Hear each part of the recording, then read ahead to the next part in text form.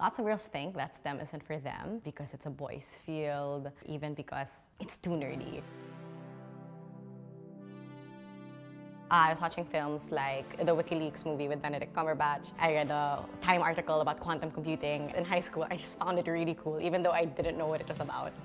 A lot of girls see the STEM field as something to be conquered because the odds are stacked against them. But I think a lot of it is very internalized. I became very afraid to ask questions in class. Everyone else wasn't asking as many questions, and I didn't want it to look like I didn't understand it just because like I was a girl. And then I tried to shift towards a more growth-oriented mindset. Like I learned getting into the Google Women Tech Makers program to be there with other women who experience the same things. Everyone started from somewhere, and all it takes is a willingness to learn, a willingness to always ask questions in order to get where you want to be. You can do so much with just one device. Data science, machine learning, artificial intelligence, software engineering. All of these different fields have so much potential in themselves to change the country, to change the world.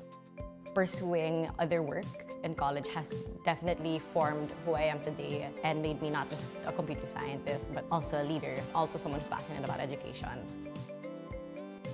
Diversity has proven to be beneficial to all companies. It really does increase their performance. People think that people don't want women in the STEM field, but actually lots of people want us in the STEM field, and we get a lot of support from international and governmental organizations. I'm Chiara, and I'm a future computer scientist.